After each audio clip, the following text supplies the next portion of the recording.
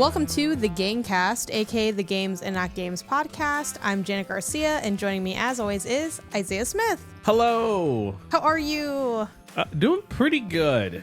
Pretty good. I'm sure we'll get more into it in the Not Games, but it's been fun getting my sleep schedule back on track, and I'm starting to reap the benefits of it. Starting to wake up energized, wake up without an alarm clock, which is new and everything. So yeah, doing good. Nice. All right, you ready to just hop into games? Yeah, let's talk games. Okay, we are going to be talking about how do you find time to game, which I don't know if you fully want to save it for Not Games, but you have a little bit of positive news. Positive news as far as games? No, for your life. Oh yeah, which then impacts your gaming. Gotcha. Yeah. So I got a new job. Yay. Still very much continuing to do freelance stuff and work on personal projects and things like that. But I think some episodes ago we talked about how there was layoffs at my old job, and then I went full-time freelance. Ended up finding a role that I think actually is pretty good for me, and took it. Started that this past week. So first week down. It took forever to get actually set up with like equipment and everything, but now we're smooth sailing, hopefully. Yay. So yeah, and so as a part of that, I think one of the big things is like, all right, well now that I'm in and out of the house a couple days a week, and the gaming schedule is not what it used to be. And I was like, really, Isaiah, really? Because y'all, and I kind of mentioned it on past episodes, but it's a combination. I do think Isaiah is very like disciplined and focused when he games. Like he can like tear through a game like really quickly. He'll be all in on a game. He's not looking at his phone at all. He's just locked in, and he'll just do stupid hours where like, I'm like, after a couple hours, I'm like, okay, I think I've maybe not every game, but a lot of games, like, oh, I've had my fill for the day. And Isaiah's like, I'm still hungry. Like, but yeah, that's the reason I wanted you to bring up your job stuff, because it kind of ties into your gaming time. And yesterday you turned to me and said something to the effect of, oh, now that I, work more hours, it's like a lot harder to game. And my eye just started twitching, because even though I work in, games, media, content creation, I do this, for a living through my own freelance stuff, working with companies like MinMax and Remap, and doing my own stuff on Twitch and consulting on the side and all of that. Everything is sort of centered on games, but that doesn't mean that I have like a lot of time to play games. And the only time that I have baked into my schedule that involves me gaming is if I'm streaming something. And then that's like, oh, maybe I stream something with like MinMax or Remap or on my own channel. Sometimes if I'm like really focused on a review, I'll use like big chunks of the day to game, but that's still like time that I'm not attending to maybe other work. So like, It's not like you gain extra time. So for that reason, like there'd be so many times where I'm like working all day on stuff, and Isaiah's just chipping away at some like RPG or some whatever game. And then I'd show up like at night, a shell of myself, and he's like still just playing his game. And I'm like, I would be such like a hater for that a little bit. So obviously I don't want you to have less time to game, but I do feel you want me to I do feel vindicated by you being like, it turns out when you have like more working hours, you have less time to game. And when you go to game, you're kind of tired. I think the last thing I want to bring up with the whole like you versus me time thing, you said something also really funny to me on Wednesday, where you had like a really early wake up. You woke up at like 6:30 or something like that. Yeah. And I start work on Wednesdays. I start work at 7 a.m. Recording some stuff with Remap, and it's like a big pod recording day for me. And you went through your whole day, and at the end of it, you were like, are you this tired every Wednesday? Yeah. And I was like, yeah. So Tell me about what your gaming schedule maybe was, and what you think it might be now, or how it's been maybe even this first week. Yeah. So historically, for the last handful of years, we've both been remote. Working from home, where obviously like, there are working hours, right? For me, especially if I'm like working with like a team, generally you want to adhere to some standard working hours, kind of like, daytime, be available. If someone needs to get a hold of you, they can get a hold of you, things like that. You got, meetings and stand-ups and all sorts of jazz. And so like, it's not like even before I was not necessarily just like goofing off all day and playing games at home kind of thing. Well, not when you had a job, job, like a regular full time, a more full time job, traditional job. But once as I transitioned more to the freelance stuff and like gotten more used to that, then it's like, okay, well now I'm making my own hours, so there is no like, I don't have to wake up at 8:00 to be in a meeting by 8:15 or something like that. I can wake up at 10 and make breakfast, go for a run, feed the cat, like, do all sorts of things. And then maybe like at 12 or 1 o'clock after lunch, then I start my like work day and I work for, a handful of hours there. Maybe I don't want to work at all that day. And I'm like, you know what? Today is going to be a Saturday for me. And I'm just in the mood to really play Zabooma Food Adventure, and now I'm just playing this game for hours on end, and I'll make those hours up later. Me staring through the window, having recommended Zabooma Food Adventure, being like, one tear falls down as I read all my emails. Yeah. So like, when working on team remotely, is much closer to what it is now. Yeah. Than when I was just like fully free time, made my own schedule, managed my own schedule, everything like that. But now that like, the job I have now, it's like a bit of a hybrid, right? Where, so right now we have like summer interns. And so I'm like going to be, making an effort to go in a little bit more while the interns are in the office, just like, be there for them, answer questions, hang out, show them around and stuff like that. Although they've technically been there a little bit longer than me, because they started like a week before me. Yeah. I've been in the field for years. Yeah. But so presumably, 2-3 days a week I'll be in the office now, at least for the summer. And yeah, I don't know, for those like days where I'm home, I feel like I'm going to be pretty much on, on Teams, on in the code, doing deploys and PRs and all this stuff. And then it's not going to be until like end of day, your traditional kind of 9 to 5 kind of thing. Yeah. At least when you are home, it's like the 5 is really just 5 versus when you're in an office. Yeah. You might get caught up in like in a conversation, or you've had some like meetings run long, or then you have also the commute time coming back and all that. So I think now I'm very much having much more strict hours where, that 8 to 5, 9 to 5, whatever it is like working hours, working time. After 5, maybe 5:30 at the latest kind of thing, depending on, commutes and overgoing on meetings and stuff like that. It's like, all right, 5:30, now it's my time to do whatever I want. But now also, because so much of my day is like dedicated to work, it's like, all right, well, if I still want to get in freelance work, if I still want to get in personal projects, like that is now really fighting for gaming and, hanging out with, just us, like doing dates or going to a movie or going out to hang with friends. Or even just whatever. Like our, which talked about last episode, we have a swim class that we take.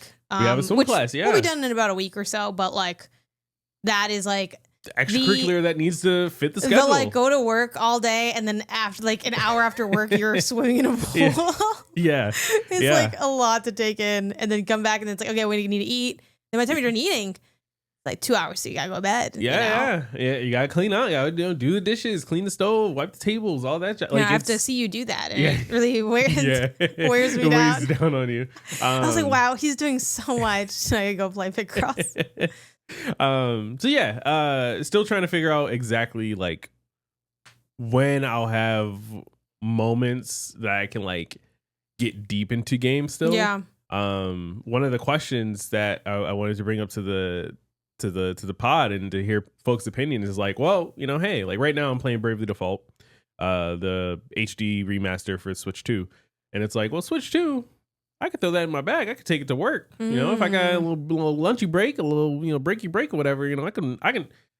The battery might not last, the whole day, but we'll see. It'll last that one lunch hour. It'll last me that one lunch hour, pull it out, play a couple fights, make some progress in the game. Like, is it weird? We were at IGN. It was nothing to think of pulling out a console or doing, or just going to one of the stations in the office, right? And like playing some games, right? Like that was There's like a Rocket League station in the IGN totally office. A normal thing. But now that I'm in like regular normies. normie office, right? You know, that overhead ceiling lighting and everything like that, you know, cubicles and stuff like that. Like, is it weird to be the dude in the cafeteria who's like pulled out a Switch and is playing games during his lunch break? Short answer, it might be a little weird. Long answer though, what's the vibe? Is it like is it like one of those is it like a sad room where everyone has to go in there to like use the microwave and it's like that one little table and is it like kind of almost like retail break room? No, it is better than retail break. It is. Okay. There is a like sort of kitchen area. Okay. With like, you know, a couple microwaves, a couple fridges. People come in, they put their bags in, blah, blah, blah. You know, coffee machines over there. And then like behind a wall, sort of at the window, like windowy area, it's like almost what you would consider like a traditional cafeteria kind of thing, where it's like there's a couple tables floating around, there's a couple booths. Generally, like how with, like, many the news on and stuff tables like that. are there? At least a dozen. Okay, that's pretty good. I don't think it's that weird, especially you've already been there a week. That's like I probably would day one. I would not be busting that thing. Yeah. I would not be busting that thing out day one. Like that's too much, unless I saw someone else already doing it, and that's not even on like. You know, I'm curious what people will say, like, you know, in the YouTube comments or add us on, you know, our social or in the little Google form that we put up every week. I'd love to hear other people's opinion on like when's the, maybe that, you know, I want to be in the poll. I don't know. When's the right time?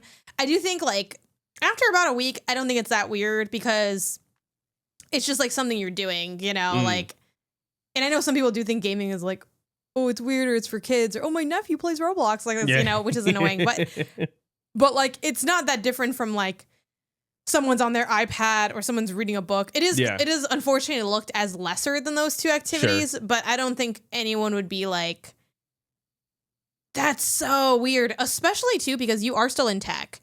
And I feel like tech, that's just a gamer in a different font. Like I'm guessing a lot of software engineers do play video games. Like, yes, but this is not a software engineer office. It's just it is you're a software mixed engineer department. In it. Yeah, you're right. You know what I mean? There's accounting in one corner and then marketing in another corner. HR is over there. You know what I mean? You don't think HR is jumping into Valorant? Because maybe. Also, the amount of gamers I meet where they like, I don't actually play any games, but I do play Valorant. Why is that your what? Like, I feel like I play a bunch of games and I don't play Valorant. So I find it funny that a lot of people read that as like, they self-read that as very casual. They're like, oh, well, I'm not really a gamer, but I play Valorant. I'm like, that's like one of the most gamey games you can play. Are you joking? Yeah.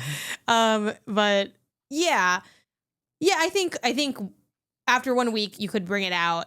I think if you wanted to wait even longer, you could, and it wouldn't be that weird. But I don't think it's like, oh, you shouldn't bring it at work. I think especially too if it's the kind of lunch where like everyone's kind of eating on their own. I don't know how like if it has like big communal vibes or if it has like I'm at my own. Because I think if everyone's doing their own thing, I think that makes sense. It would be a little weird if you sat down with like a group and then you just bring out the Nintendo Switch. Yeah. I probably just wouldn't even do it. Exactly. Yeah. Yeah. No, it is very like solo dolo in the lunch in the seating area. Every so often, like, you know, maybe the interns will sit together and kind of chit chat and stuff. In which case, like, even then, I'm not putting myself into their conversation. You know what I mean? Right. Like, yeah. If they saw me and was like, oh, hey, by the way, blah, blah, you know, cool, chit chat away. But as the age gap is not like that big, but I feel big enough that it's like, well, you are clearly doing your own. Yeah, you're doing you're in your own moment of life that you guys are all kind of in together. I'll let you do you, and I'll just be over here. I think the only thing you need to be mentally prepared though for is if you're reading a book or you're playing a video game, someone will ask you what you're doing. Like, I feel like if you have an iPad and you're reading the news, no one's going to ask you anything. Same if you're on your phone, no one's like, what are you looking at on your phone? Sure. I think those are seen as very like private devices. But a gaming console or a book, someone will be like, oh, what are you reading? Or they'll be like, oh, what are you playing? Yeah. You know, and then they'll do the inevitable, oh, when I was a kid, I played a lot of Pokemon or something, you know, or or maybe they are another gamer and they'll be like, oh, cool. Like, and then it could be a nice conversation or whatever. But you do have to be prepared for, and I think it's the kind of like gaming at work or something, unless you like, you know, go off campus, like to your car or something like that. Like someone will ask you. So like, you definitely don't want to play anything that's too intensive because I think you will be interrupted at some point. Maybe not every time, but I do think like it has to be something you're down to like put down at a moment's notice. Sure. Is there and this is not something that I would do, but I'm more again putting feelers out there. I want to know how you feel, how the community feels. Is it too far to like while I'm there, right, just to supervise my device and everything, like set up Mario Kart for folks to they pick up a little Joy-Con and other people are I would really wait to it. I would really wait to do that. Again, not something I'm looking to do. I'm just curious, where's the line? You know what I mean? Like where I think the only way you could do something like that, like a Mario Kart, would be if you already had a known gamer where they were like, oh man, like I'm making it up, right? Oh, like, what are you playing? Oh, it's a Nintendo Switch 2. Cool. I don't have one yet. Da da da da. Oh, okay. Yeah. Like, how do you like Mario Kart? Like, if it kind of like naturally progressed and then it's like, if one of you brought up like, or like we should play or something like that. or something like that, then I could see it being like a thing. Yeah, that, or if there was like, I'm making up scenarios, some type of office party that was like bring your own entertainment or something, which I don't think ever happens. BYOE is crazy. Yeah. Where it's like, or if someone's like, I have a karaoke machine, and you're like, I could set up my Nintendo Switch, and then I think that would be fun, because I think even non-gamers will play like a Mario Party sometimes or something. But then it's like, that's like part of the vibes. But I don't think you could be like, I would not go like Slack general. Hey, like guys. At team, like, hey, I got Mario Kart locked and loaded in the break room. Let me know, whatever. Yeah, that's funny. Yeah. That's you gotta like know you're with like-minded individuals. Like you cannot. It's kind of like religion. Like if you meet someone else that has the same religion, oh, that's fun. We're sharing. But if you try to convert people to a religion, now you're getting the door closed on you. I have to convert people to Miyamoto's. The Church of Mario, yeah. If you're like knocking on the door and saying like, "Do you know how to get to gamer heaven?" People don't want to hear about that. They're scared. You're scaring them. That's fair. That's fair. Gaming is something you want to share with, not scare with. Did you ever see? Because I know like you. This is like sort of off topic, but I know you're watching like the Pew Pew Bang. That's another podcast I do through MinMax. You're watching the D&D thing, but I don't think you've seen like a lot of the other like episodes, right? No. Your question with the gaming reminds me of the story Sarah told. It's so good on Pew Pew Bang, where she worked at Mattel for a while, and she was, I guess, like in the I forgot what division she actually was in, so I don't want to misspeak, but she was like talking to, was it where she was wearing Mattel? She was wearing like some type of thing that has games, but isn't like purely a games thing. And she went in the elevator with this random guy, like this older guy, and she was like, like Death Stranding had just gotten announced, and she said, "What did you think about Norman Reedus and the funky fetus?" And the guy said, "What?" He didn't know anything. He didn't play any games. All he would do is read the newspaper, like the sports section of the newspaper. That is. So you don't want to go full. You don't want to go full Norman Reedus and the funky fetus until you know who you're with. That's the point. But yeah, I have the clip is on our Pew Pew Bang social TikTok. That's like back when I was making clips like really regularly. I had that one in there. Anyway, but yeah, that's what I learned from that. Okay. You don't want to go full funky fetus. You want to be more like feeling stuff out. Yeah. So yeah. Do you think you are gonna bring your Switch then? I could see maybe. I think I'll wait and get feelers for a little bit. I need a little bit more data to see like, are there any days or times where, the office is really popping off and there's a lot of people in the like cafeteria, right? Yeah. And it's like, all right, well, if that's the case, no, I'll probably just be on my phone or something. But like, if it's pretty dead, I'm taking my lunch. I'm like, one of 3 people in the entire room or something like that. Oh, sure. Maybe. And if that's like an occurring thing, then it's like, okay, yeah, sure, I'll bring it. We'll get some Bravely Default in, I'll get some Metroid in or something like that. I would not be able to play Metroid on lunch break. I get so lost in those games. I would set myself up for failure. Yeah, like, where was I? Who was I? So yeah, maybe it won't be like a week 2, probably not even like a week 3 thing. But like, I can get a couple more. We'll see. Yeah. We'll see. For gaming at night, how have you been feeling with the day has worn you down? Yeah. And now you crawl to the TV. Yeah, I think it's like I'm hoping it's just more of a like everything this past week has been new, right? Like, Mhm. you know, a new job, a new schedule, new sleep patterns, things like that. So like I get home from work, hopefully, you know, get home from swimming or something like that, and it's like I'm exhausted. We still need to figure out dinner. Still, hopefully, have some sort of relaxing time at home, kind of thing. Maybe that does end up being gaming. Maybe it doesn't. But it's like I'm exhausted. I'm tired. I'm ready to go to bed because I gotta wake up again the next day at like 6:30 to get This ready is how for capitalism keeps us down. Yeah. Capitalism doesn't want you to have hobbies. No. So it's been non-existent. I don't know how much I've played any game this past week. I think we played a little bit of Rematch. Yeah. The other day, and it's like that's kind of it. Yeah. You know, my Switch, my Steam Deck, my PS5, all has been off and charging this whole week.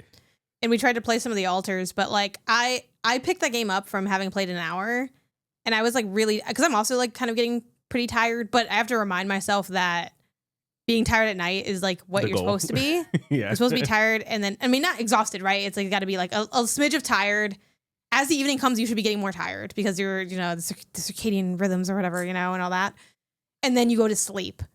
So it's hard to like come to terms with being tired because I want to play my games. But yeah, like something like the altars really threw me through a loop because I really enjoyed my first hour of that game on stream. But then when I came back, it was that feeling of like, oh, what are the menu? What do I do? Because also I forget that like it's a survival game, and I'm also not like the best at survival games. So I'm like, how do I put down the markers to drill into the earth? I'm turning this thing off. Yeah, I just turned it off.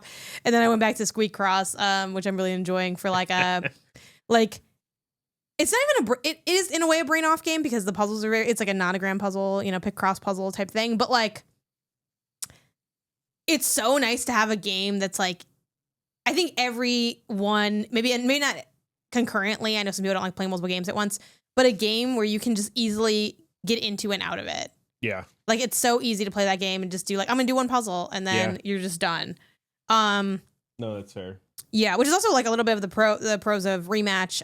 A game that I enjoy all right. I think it's pretty fun. I'm not, and I think this is also my limitations in being able to understand multiplayer games and like competitive games. Like it's not a big style. It's not a style of game I have deep expertise on. So like everyone is saying like, this game is so good. It's like kind of top 10 status. And I'm like, I think it's like a fun time. Like I'm like a little cooler on it, even though I do still enjoy it. And I wonder how much of that is me not being able to like fully appreciate like what makes a good multiplayer game or whatever. But yeah, with my gaming, it's equally kind of tough where it's like at night. I kind of have to remind myself, like, what am I even like, what am I playing? Because I think also, like, when I don't have that game that I'm, like, laser focused in, I think it's been a good year for me for laser focusing in on games, which has historically been, like, a big weakness of mine, where it's, like, I taste test a lot, but I don't necessarily... There'll be games I like that I just don't finish. Sure. Because I'm like, oh, I picked up something else, and I never got back to it. So on that note, maybe it's finally time just to get back to Blueprints. But do you want to be playing Blueprints after a day of work? Man. I worry that you don't. So I think Blueprints would actually maybe it's a weekend game. A lot of the boxes though. Like I think we check a lot of the boxes because it's like you can only do so much in a sitting, right? Or like there are built-in stopping points, right? The whole days.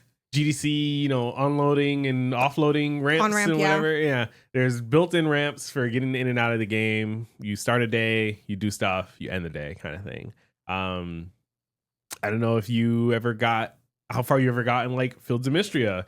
That's another game I thought about picking up again, and especially now that, you know, they've had a couple more updates, Shout a little bit more Sarah. Content. Bias to Sarah. Sarah works on that game, and I know Sarah. It's like, hey, that could be another game that like is good for me to get back into. Yeah, you know? They did have all those updates too. Though I'm wondering if I'm waiting for just like 1.0 for Fields of Mystria to like. I can see that, sure, to get into it, but yeah. But yeah, no, I think Blueprints, as far as like pick up and put downable, I think it's there, so it could be one for. I did really like it. The schedule. Yeah, and I think I should finish it because I did really like it. And I think it'd be you kind also of sad. did so much work to figure out things, you know. I know, but I feel like I'm so far away. I'm like I look over at your TV sometimes, and you're like inside, like like a coliseum underground or something, and I'm like, I don't know what that is. I don't know where that is. I don't know how you got there. I think I think that is again the whole idea of layers, right? I think that game has a very normal layer to it of like getting to the antechamber or getting to room 46 or whatever it is. And then beyond that, I think there's like so much more stuff lower down that you can like explore and do, and secrets and all that jazz. That I don't think is at all needed to say you beat the game. You know what I mean? Something I'm trying to do too. It's funny because I just mentioned like I taste test a lot, but I don't finish. But I also feel like I don't taste test enough, especially with like me being on. I do this podcast called the Indie Council, and I definitely feel like I am the like weakest link of that show in terms of like amounts of indies played. And part of that is that like, you know, there are people like Jill on that show that like only do indie games. Sure. So obviously like I ain't never gonna catch Jill, but I want to be competitive. I do think this year I've been better at playing more indies, but I want to open up my Steam Deck and just start like hopping into stuff more. Like something I didn't tell you is I checked out this game Word Outro that I got a code for. Like Balatro with words? Yeah. It's not that good. I gotta be honest with you. Like I ain't really rock with it like that, but you could also say that it's because I love words and word games, but I'm not necessarily like the best at getting like 10 tiles, which is what the game is or whatever tiles, and then coming up with like a big word. Like I just don't have like a vocabulary where I'm like, oh, and even like words that I know, like I don't know, dinosaur, like it doesn't necessarily come top of mind to me. I have a hard time like pulling words from thin air. And I know it's not thin air because you have the tiles or whatever. Yeah, sure. But it's which we'll see if I have a lot of article ideas. Eventually I want to do an article on all the games chasing Balatro and why they all aren't that, why they all fail to be Balatro. Because I think Balatro, we see a lot of likes, right? Like there's like, you know, Metroidvania came from like that kind of genre. There's like, I don't acknowledge the term, I don't take the term Metroidvania, but I get what people are saying when they say it. Like that cluster of games. There are games that are like that and good, but I'm like, why has there not really? A lot of people are trying to get this Balatro thing, and no one is really doing it. Even like Vampire Survivors, I think has more successful clones. Like I think Goonies is a fun Vampire Survivors, like 20 minutes to midnight or something like that. Sure, yeah, I don't know that one, but like, you know, fairly popular indie one. It was pretty good. But yeah, and it's not even like Word Outro is really bad or anything. Like, hey, if you heard that pitch and you're like, let me go, it has good sound design, which is one of the things a lot of Balatro likes fail at. I'm like, one of the best things about Balatro is the sound design, and then the sound design be like mid. Like the sound design in Word Outro is fun, but it's like. But anyway, I didn't do that just to like, you know what? Let me get a little opinion on this. Instead of like, I don't know. I think it's easy to spend a lot of time staring and thinking like, what do I play? And then you end up like not playing anything.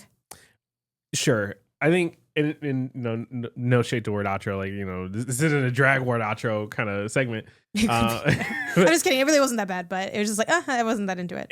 In any of these like kind of cloney things, my big thing is like, I don't like when they just do the name of the thing. You know what I mean? Like the name's a little like whack. Oh, this isn't Vampire Survivor. It's Zombie Survivor, but it's like the same gameplay as Vampire Survivor, or you know, like any of the like. I feel like if you're going to clone a game or if you're going to be inspired by a game, at least be somewhat original when it comes to the name. But I mean, I'm looking at this trailer. I'm going to try it.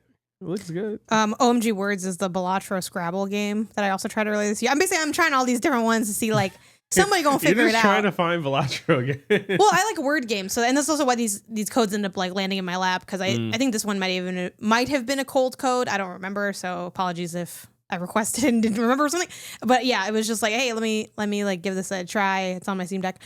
Yeah, I think the key for something else that I did, I don't think I'd always do this, but I think it depends on the style of game. Back to that off ramp kind of conversation. When I was training for rematch to face Giant Bomb, which ripped to that, didn't really work out. They like kind of kicked our ass. But if you watch a very specific moment of the VOD, we look like we're doing really good. So like that's the part that I latch onto. But I was playing that a lot, trying to get my control scheme down on PC because there's no crossplay.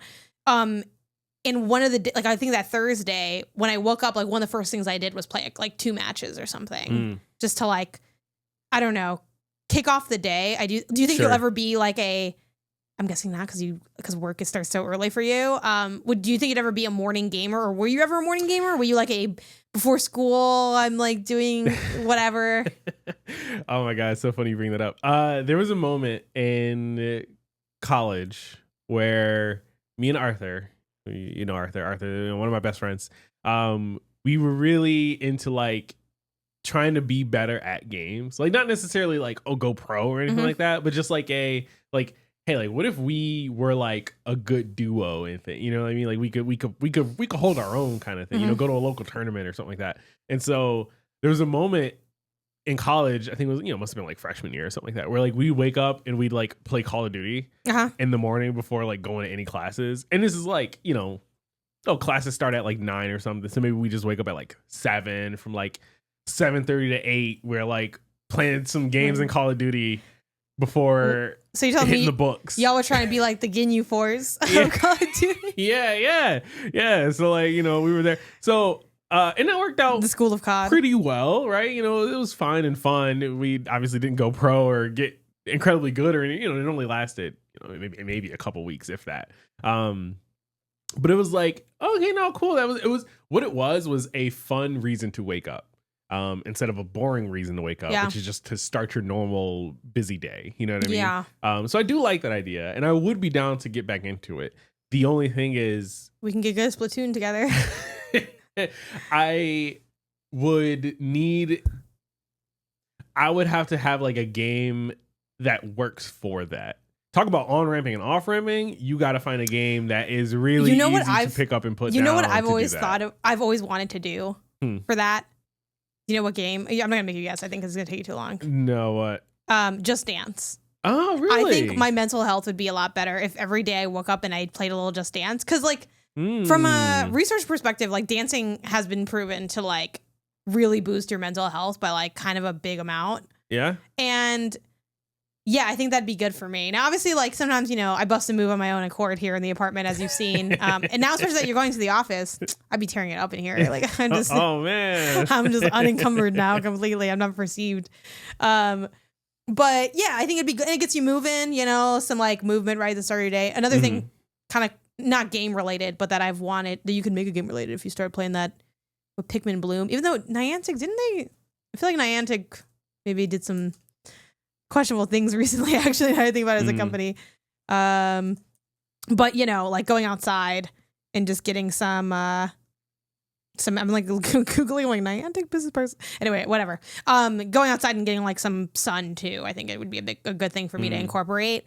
I really just need to like, there are certain things I found in life work. And then I'm like, but what if we did something that wasn't that? Because I don't want to do it. But then when I do it, I'm like into it. So that's one that I've always wanted to do. And I'm really still holding out hope that the next Just Dance on the Nintendo Switch 2 will allow for like use of that camera, and then we can bring back like the Kinect era of Just Dance. Because the best way to dance is when you don't have any controllers at all. You just dance. Yes. Yeah. So like I hope that can be a thing, and then I would buy that little camera for that, so I could just be dancing. Granted, we don't have a great space to Just Dance anymore now that we've doubled back on moving the table back into like the kitchen area. Yeah. But you don't need that much space. No. So I think it would be okay. You but could push the couch up a little bit and, you know, give yourself just enough room kind of in front of the TVs to make it work. Yeah. The biggest thing you have to watch out for is Bruce. And it's like, wow. he's going to scare you away. He's getting in the way of my moves. But yeah, even though I will say too, if I do end up doing that, I will report back, y'all, because I got so many beefs with Just Dance. Once they went to that like fuck ass model of like you have to pay up the ass after buying the game. People want to talk about expensive games. Talk about what's going on in the Just Dance community, because they're like, oh, you want songs that came out in this millennia? Oh, that's another $30. And like what I want, but they're not going to do it because they keep selling Just Dance copies, which like I kind of get that. Let me just pay a Just Dance annual subscription. Make this just an like. Why do we have in Just Dance? People talk about, oh, EAFC is the same game. Just Dance really dead ass is the same fucking game. The same game. Like they doing a lot more, like at least player facing work. Because obviously I know you guys are doing work making Just Dance. I see the dancers go in and they get mocapped, and they do make new dances for like new songs and stuff. But in terms of like what you get with the base copy of Just Dance, highway robbery, like these copies of Just Dance. And you know what? I'm part of the problem because I'm about to just do the same kind of stuff and give them the money. But like, I want to be able to dance. Is that a crime? But that would be my morning game. That, or like, I do think it'd be fun to get back into Splatoon. I don't know what the LA Splatoon scene looks like, because I know Chicago had like a nice little Splatoon scene of training and stuff and being buddies. Man, a scene?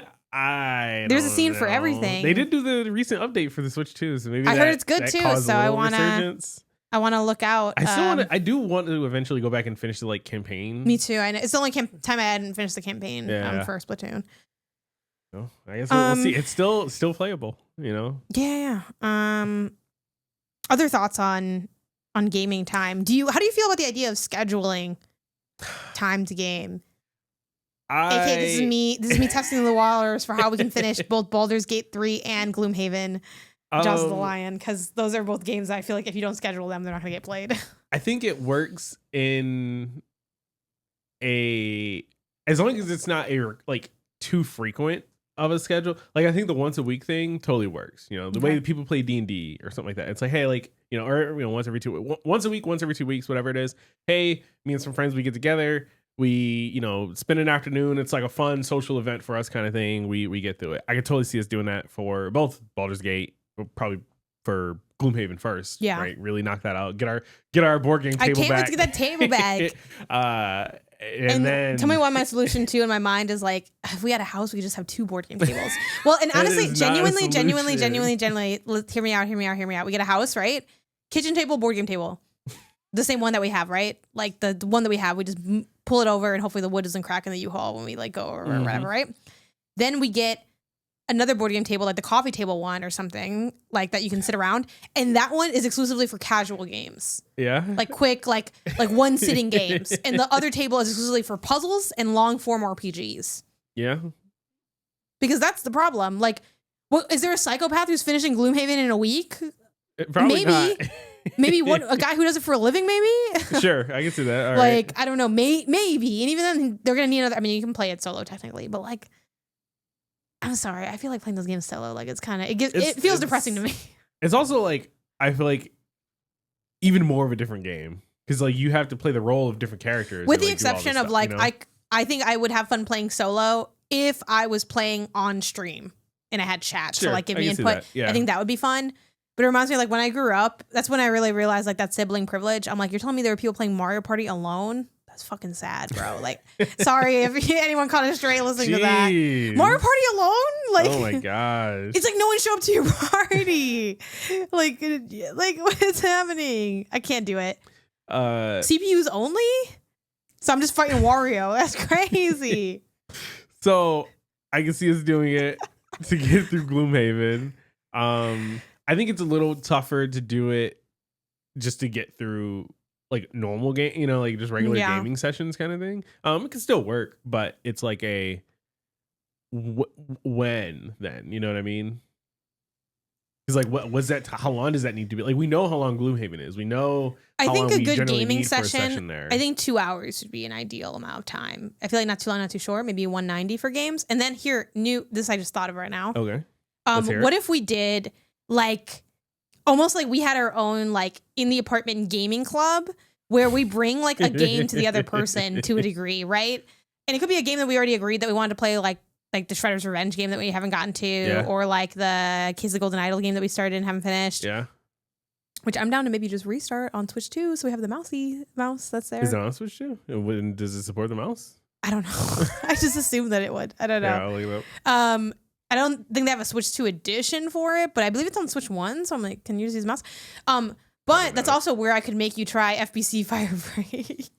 And it's like, and it wouldn't be like you have to play the game for the full 2 hours, but it's like we bring different things, almost like a gaming potluck. Because I feel like sometimes one of the problems with gaming is you sit down and you're like, what? Like even last night we had this problem where I was like, hey, we don't need to game together right now, but like, what are you looking to do? Are we gaming like asynchronously? Or we like both play different games? Like, are you going to do Bravely Default and I just play like my Squeak Cross game? Do you want to like have us both play the Altars? Cause like you were into it and like I had already started it. And I think there was something else we played. Oh, before that we played Rematch. So it could just be something like some of those things. And then maybe we find, I don't know. And maybe what we do is we split it up. Like hour 1 is like trying stuff out, and hour 2 is maybe like a tried and true. Like okay, we know we're playing Baldur's Gate together, or we know we're playing blueprints together or something, or we know we're each playing, like, again, it could be asynchronous. It's like, okay, like, for the second hour, we just go back to like, is whatever you want. Whatever, like, yeah. you know? So maybe that could be something to do, because then it's like, there's not so much weight on the idea of like, one of the reasons we didn't end up playing FBC Firebreak is because I suspect that we're not really going to like it, which is still probably true, but it'd be nice to like know. And I have you know what I mean? Like, maybe, you know, sure. we played a lot of Suicide Squad together. You're telling me that this won't be the same or better? The last Suicide Squad together. No, we played a lot of it. I don't know if we played a lot of it. We at least did like the first or second boss. I don't think that's a lot of the game. How long to beat Suicide Squad? It's only 11 and a half hours. We definitely did at least 5. Oh, really? Okay, yeah, sure. I'll give you that then. Maybe we're going really slowly. I don't know. Yeah. I'm talking about another sad single player thing. Patrick's playing this by himself. Really? He got to the final boss and he didn't finish it. I feel like I should just boot up the game and be like, Patrick, let's finish this. Let's finish this fight. Yeah, and we also I think I did run through this with you again. We played that other whack at Gotham Knights. I think you played a lot of that by yourself, but I think I did dip in at one point for funsies just to see. Sure. Because I feel like when you're playing a game with someone else, it doesn't even necessarily need to be that good. Mm-hmm. It can just be like a fun shared experience kind of vibe. So yeah, I don't know. We can, I guess, re-explore that. But any other time thoughts that you have? It's also tough because like there are things that are seasonal for us, where it's very easy to say like, oh, in the off season we can take that and run with those time slots to do more things, right? Like the Galaxy games. It's like, oh, once I doubt we're making the playoffs this year. So once the season's over, we get, one every 2 weekends back, essentially for, like 6 hours or something like that, door to door, right? Yeah. So it's like, all right, well, hey, what if we just started incorporating more games into like those? You know what we should do? This is really dumb of an idea, but I think it would low-key kind of hit. Because the Galaxy games, like, we don't pick those schedule. It's like, obviously it's a lot of weekends, but there's some weekdays and stuff. We pick a new MLS team and we follow their schedule and just do fun stuff during that. Like, I'm like, we're gonna like low-key adopt Minnesota United FC, which I know it's annoying that their name is United FC. It's like, why is it both? But whatever, right? We adopt their schedule, their home schedule, and when they have a home game, we do something fun.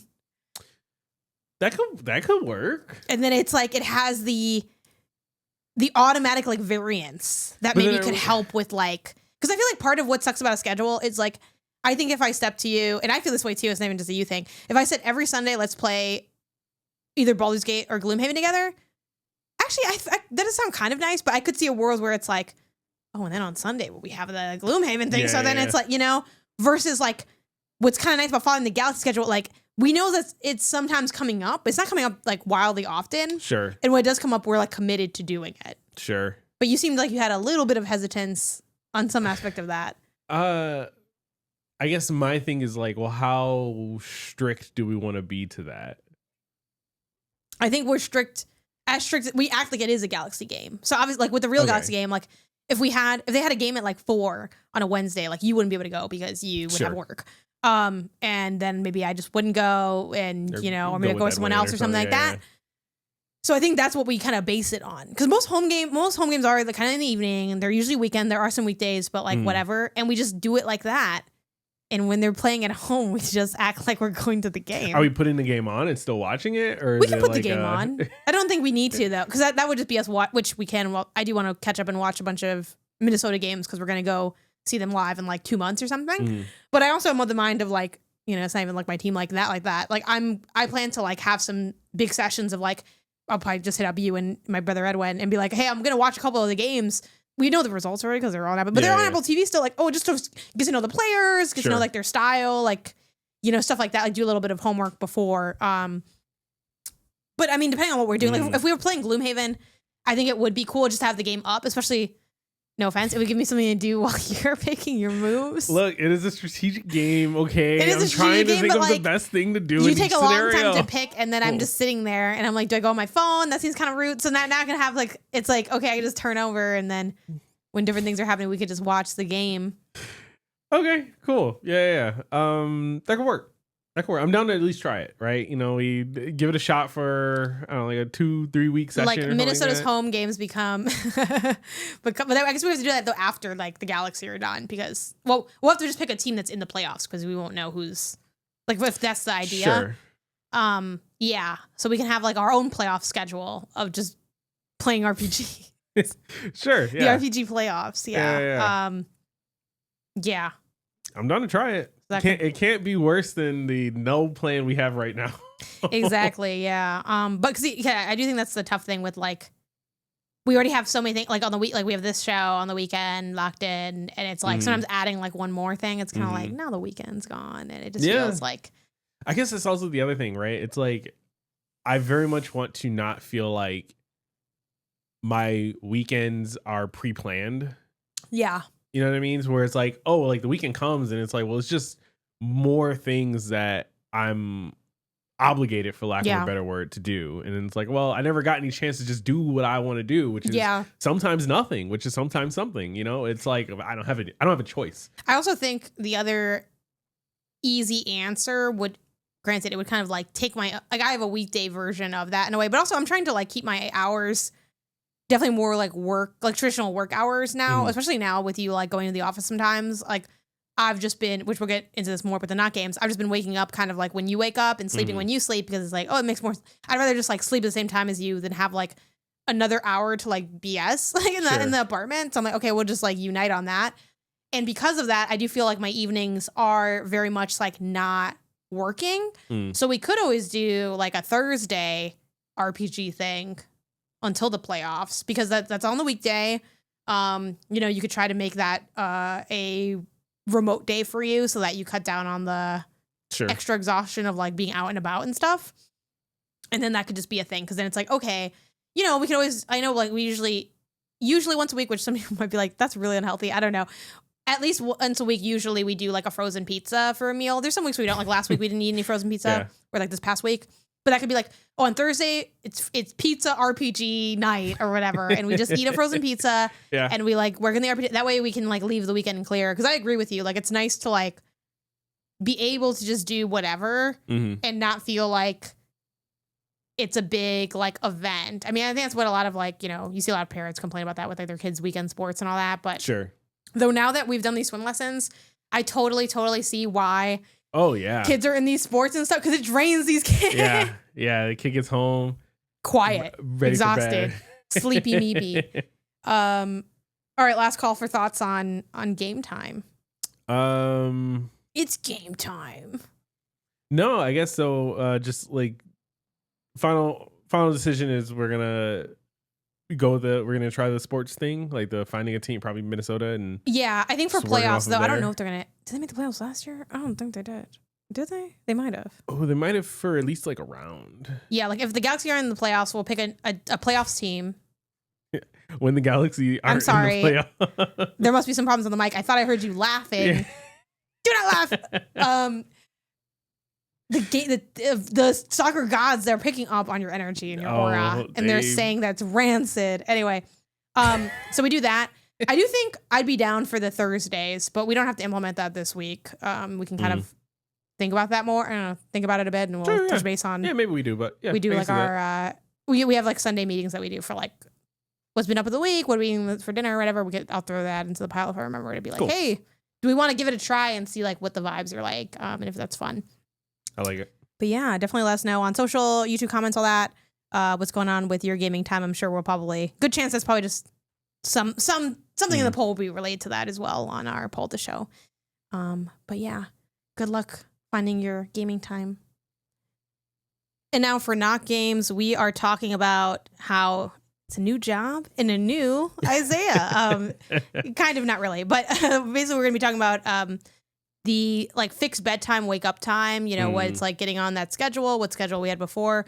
And then also we'll be getting into a bit of shopping because you did some shopping you went with a goal in mind of having some like clothes to wear to the office. Yeah. So we'll talk about what it's like to shop with who I would call you a non-shopper, but we'll save that conversation for when we get fully into it. Okay. Yeah. But bedtime, wake up time. Yeah. What kind of hours were you holding before? What are you holding now? Man. And if you're comfortable with it, I would like you to confess your darkest sleep sins, because there was one day in particular where you confessed the time that you went to sleep, and I was horrified. Yeah, during the freelance period. Again, when I'm working with a team and everything, you can only be so out of sync with everyone else. Yeah, you can only be so bad. Fortunately, I was fortunate that my team generally didn't start their day until like, I think it was like 10:30.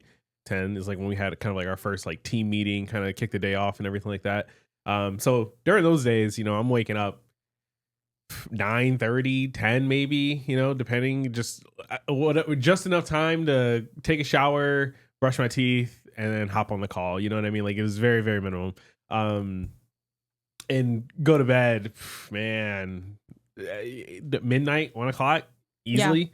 Then we got into the freelance zone, freelance era, full-time freelance era, and that was even worse. I try to pull up my bedtimes. I will say I think I just slept less during that time, because I don't think I started getting up earlier because I wanted to go for runs. Like, that was when I really got me, more into like my running era, and we would go to the gym and everything like that. So like, we were actually waking up fairly early, maybe 8:30 kind of at the latest kind of thing.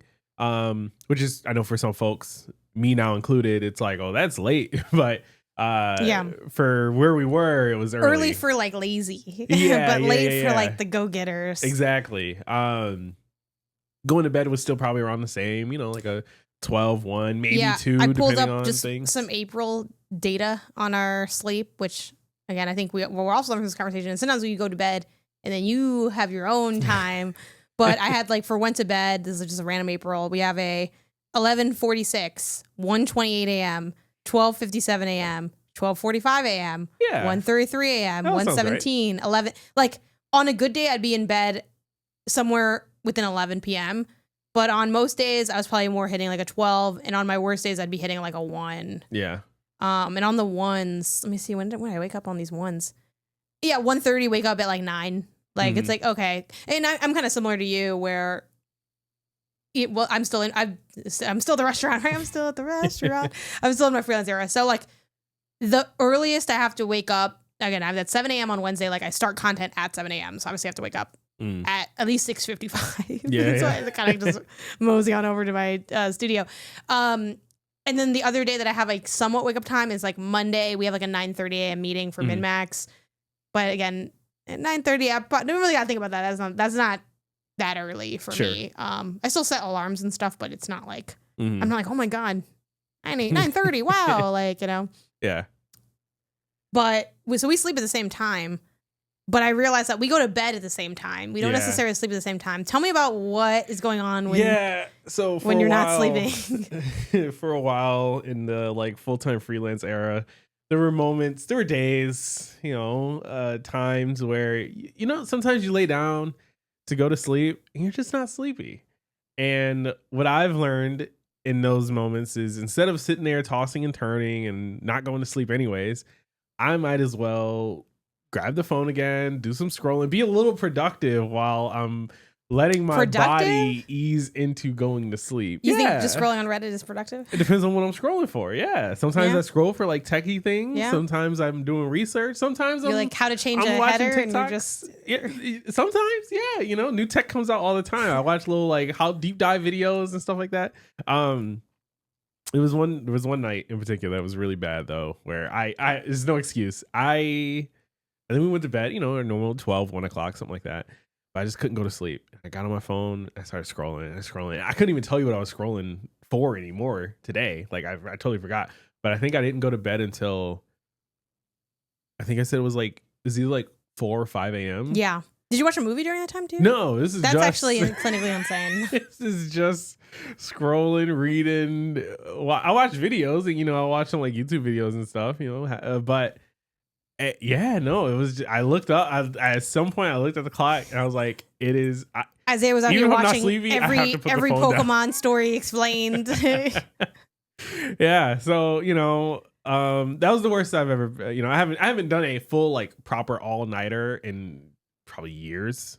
outside of, the like a marathon kind of thing that we That would was definitely do. why. And then I woke up that day and it's like, I think you still woke up with me too, Yeah. whatever time it was. Oh yeah, I didn't feel it until. But then you did confess, like upon waking up, that I went to bed really late. Well, I I'm think like, that how was late one is of those late? days where like I probably didn't get up until like 11.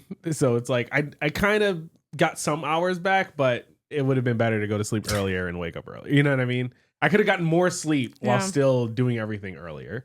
So yeah, the bedtime now. I think I think I told you I'm trying to be like going to bed by 10:30. Yeah, I think you 10 at the latest. I think you might have said like 10 at the like, latest kind of thing. and by going to bed, to be clear, you mean like Getting ready I'm going for to the bed. bathroom, I'm brushing my teeth, I'm like Exactly. Yeah. putting on my sleep shirt. I feel like you sleep in starting a whatever you wanna dishwasher, wear. Yeah. like end of night kind of. The closing shift starts at 10. Yes, there you PM. go. You're The closing closing shift starts at 10. You're closing down. And I'm waking up. I think on the days where I'm gonna go into the office, I think I'm gonna shoot for like a 6:30 wake up.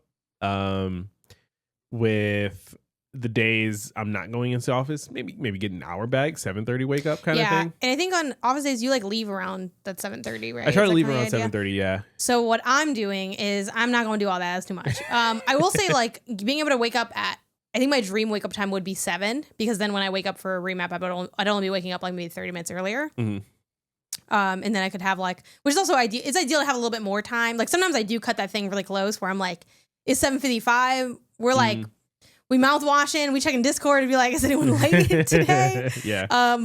Yeah. So I do think that's cutting it very close for like being able to do the minimum I do is like brush teeth, reconfigure like face slightly, like kind of just like get the wash Forget face about slightly. like breakfast, you know what I mean? Yeah, I actually usually just eat breakfast like on the content. I'll eat like a yogurt, which like shout out to people not being narcs about that. It's like I think everyone on that team, it's a lot of East Coast hours on that team, so it's like everyone knows that is very early for me. Sure. I think even the sickos who wake up at like 5 would be like, yeah, doing a show at 7 a.m. is like a little early.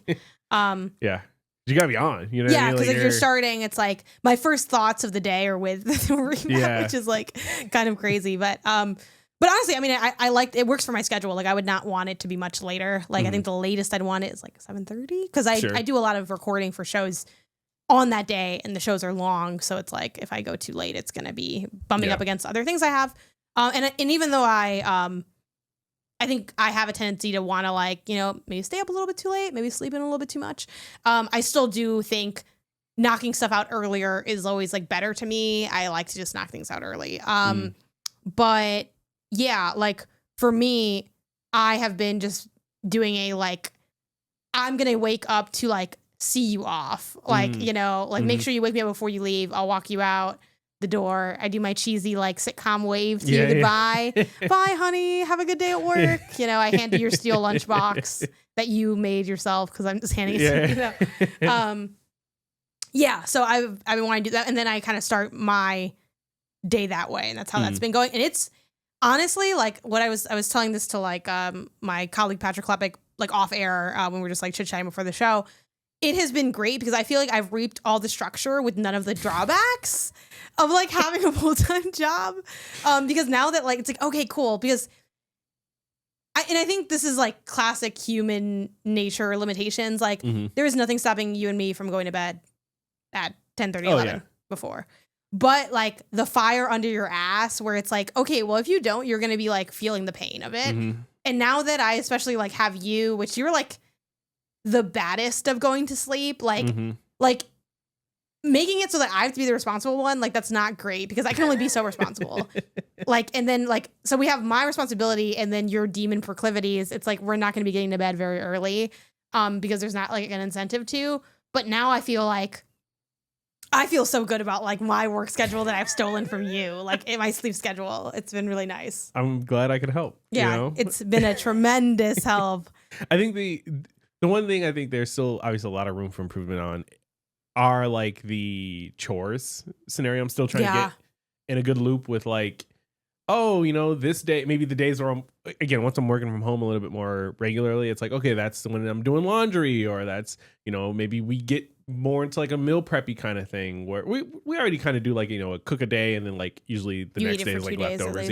But like maybe pre-packaging that like leftover. Like when we put it in the fridge, it's like going in a way that's like ready to be immediately reheated when it comes out. Yeah, or like we have to figure out, which I think these are all things we'll talk about on our meeting tomorrow, where it's like we like set up the week and all that.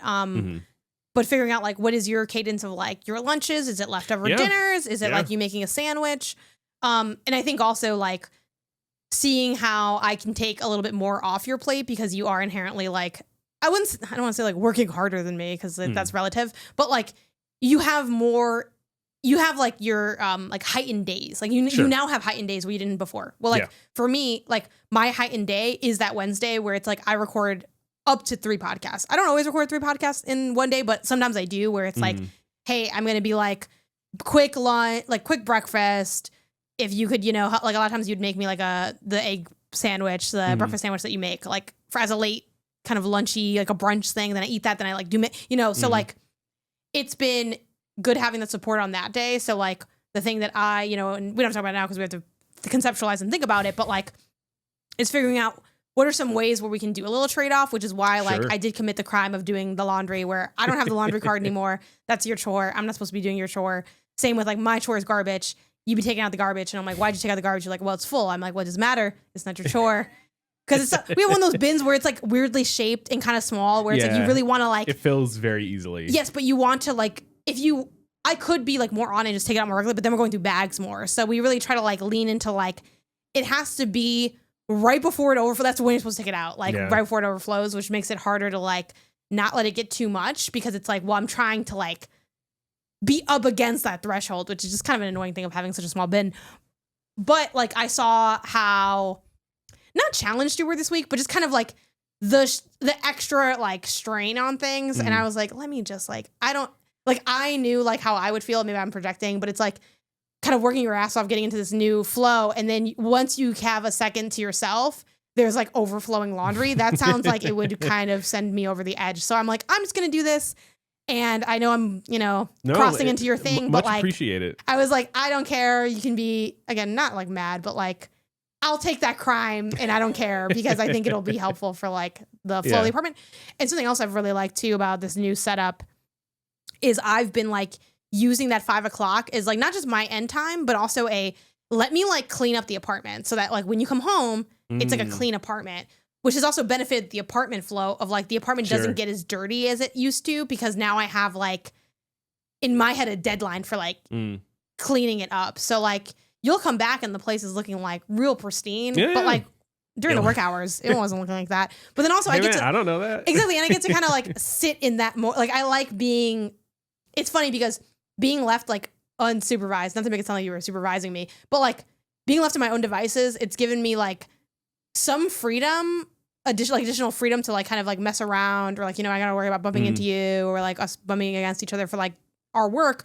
But it's also given me the responsibility of like, of being in charge of like what the space looks like during those hours. Cause like any mess that's there is not up to you and any cleaning is not up to you. So it's like, okay, well, I have to kind of like step up in that regard of making sure that like, hey, you're going to come back and not be like a demon was left here, even though a demon was left here. And I'm trying to kind of like hide that. But I think it serves the apartment in a nice way, which I've liked a lot too. But yeah, that's the bedtime, wake up time. Do you think, is there any slots for like improvement?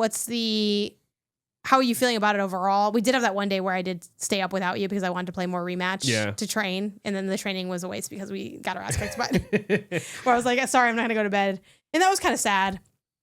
Because I came back and then you were like, and I woke you up by accident because I thought you were being bad. So I yelled at you. I was like, you're being bad. And I realized now you're just listening to. Yeah, I thought you were on your phone. I thought you were scrolling on TikTok because I heard music, but it was just you playing Frank Ocean to fall asleep. Yeah. And I said, oop, never mind. I think one of the only things that could get better at or like really help is and you've done this before. Not that like I got this from you or anything like that, but it's like you picking out your clothes the night before. You setting up your morning the night before. So that you can like wake up and hit the ground running. I think that like I started trying to do that this week a little bit and that definitely helped.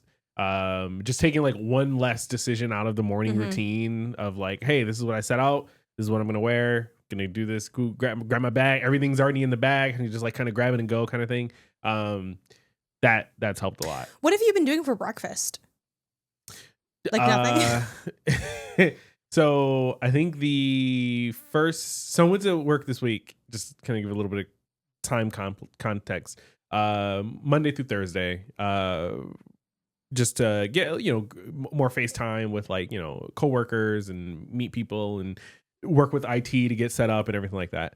I think Monday I didn't do breakfast. My breakfast has also been going down the drain because you would make my breakfast a lot of times. Yeah. And I can make my own breakfast, but like it does not taste as good as when Isaiah makes it. So I am desensitized. I'm like, so I have to work hard for something that's not even that good. I don't want to do that. I think Monday and Tuesday I didn't do anything. Wednesday I brought some yogurt and granola. Yeah. But found out that Wednesday is when we have bagels in the office. Nice. We have a bagel Wednesday. It's back on the table.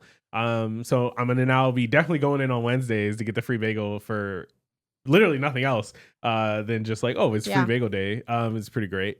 As well as it works out for like our schedules and everything like that. My big recording days and stuff.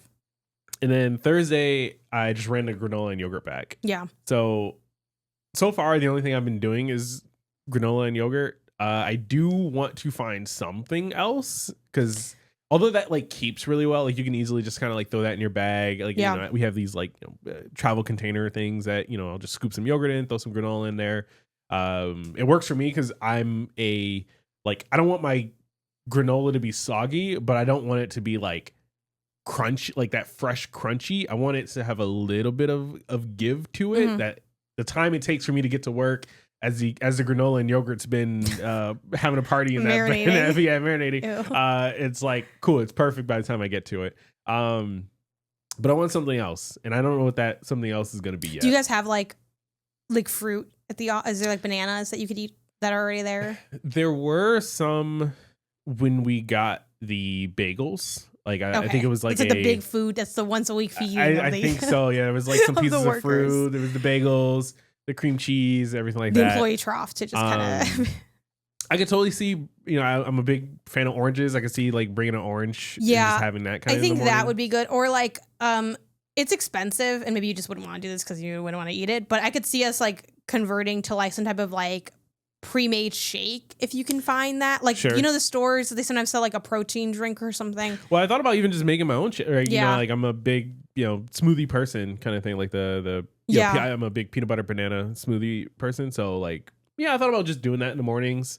Blending it, taking it with me, drinking it in the car, drinking it at the office, kind of thing. Which maybe I'll try that. I'll try that on I guess Monday. I think see how that works. That would be good.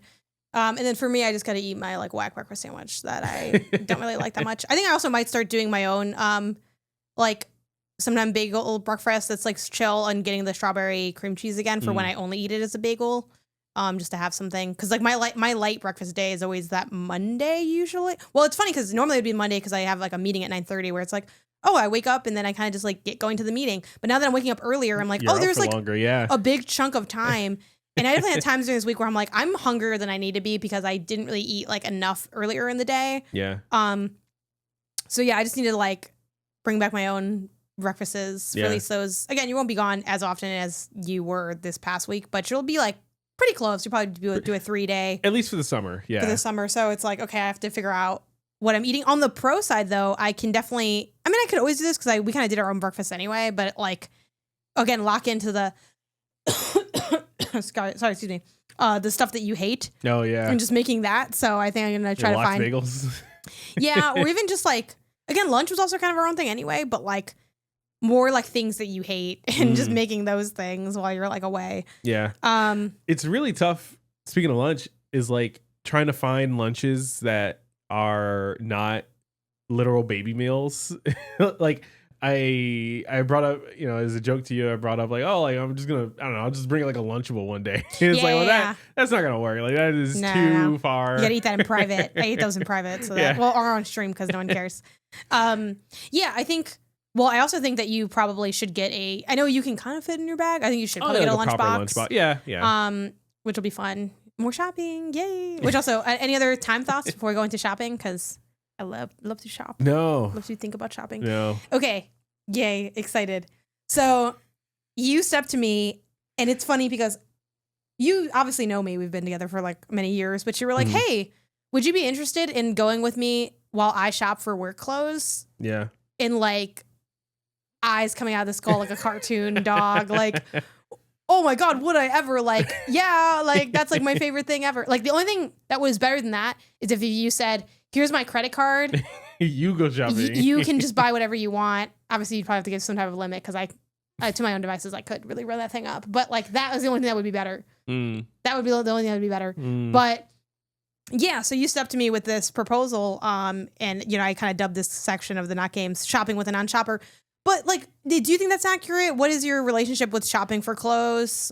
Yeah, I think non-shopper is a great phrase to paint me with. Where I don't enjoy the act of going shopping for like clothes and fashion-y kind of thing. Right? I'll shop for like tech all day, right? You drop me off in Best Buy, you take me to Micro Center or something like that. I'm all down.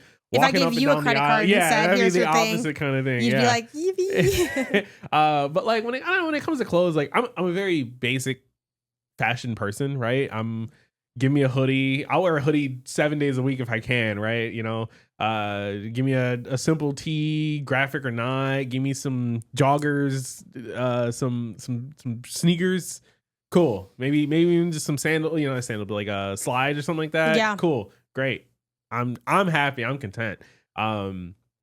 Obviously my general wear is not necessarily appropriate for the office. I'm like, you know what? I need a couple outfits, just like, a couple tops, a couple bottoms, things that, kind of work together. I can mix and match them, get a couple pieces that will let me go into the office not looking like a tech bro or athleisure bum. I literally Googled tech bro to like, so yeah, I would say your style, which actually, I mean, I guess you kind of already alluded to what your style is. I would label your style as tech bro with a hint of streetwear. And somewhat unsurprisingly, I think the best aspect of your outfits are the part that are a little more streetwear infused. Like I think your shoes, like your sneakers are like pretty good sneakers. Like they're fun. It's not like you're just no shade to the people that do everyone has their own style, but like it's not like you're just wearing like, I don't know, off the rack Asics or something, which I do know running shoes have actually become very popular in the fashion community, but also certain running shoes. Like, people aren't out there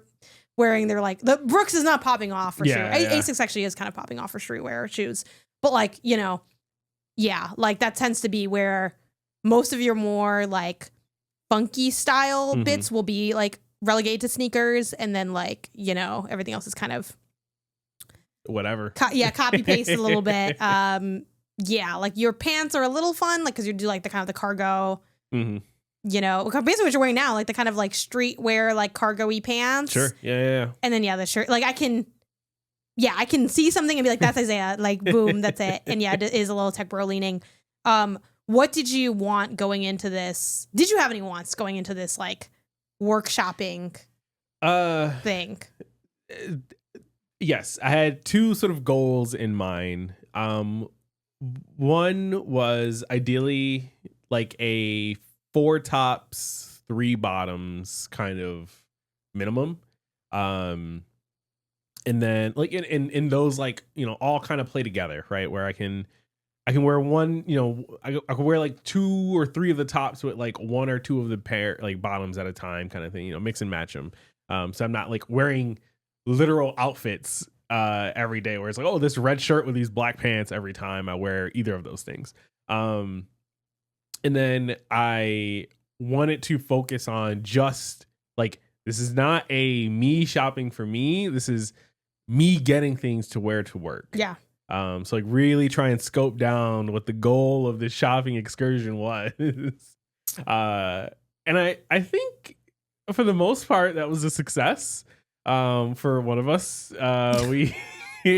someone here went off and did their own shopping, which is fair and fine and totally. Yeah, I mean, was that an allowed? It's not. No, it's totally allowed. Okay. I didn't abandon you. You were done. No. Yes, I was done.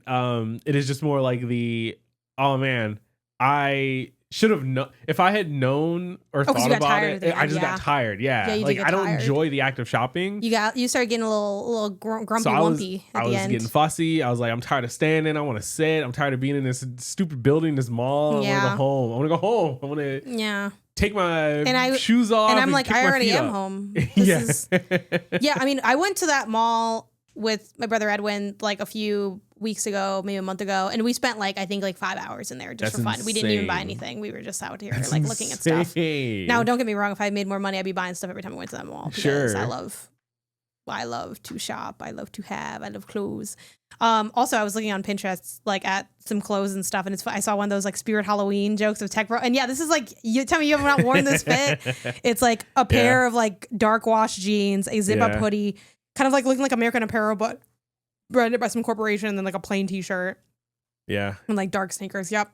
The only sadness I had in your self-assignment was that like I saw some really cool things that I thought would be good for you just to wear in general, but they were not quite worky enough. Mm-hmm. They just were like a little too like casual, a little too funnily enough, kind of slutty. Like I don't know. It's like a shirt with like a thin weave where it's like this would be good if you had like brunch in Santa Monica, but it's kind of like a little too casual for like I'm working at a desk. It's like okay, it's like it's a little too hoey for like the office. It's giving office siren, Yeah. And like the other thing too or is clubby that or whatever. But I want it to be very safe corporate attire for the most part, just because I also wasn't sure what the office culture was like. Right. Yeah. I don't know if people are in there in hoodies and t-shirts or if they're in total, like, button up like a suit suits almost, or something. Right. So I wanted to kind of be in the middle, but definitely on the safer, closer to suit business casual kind of side. And I think for the most part, that was the right call. I think like most companies in my experience, it's like the higher up someone is in the chain, the more room they have for casual, like a director of engineering is wearing, jeans and a polo Monday through Friday, not just on casual Fridays or anything. You know what I mean? Same for like IT, where it's like, oh, you going to IT? Yeah, they're going to wear a graphic shirt and some slacks. And it's like, cool. They can get by with that because that's what they do. They are safe there. They're comfortable in their position.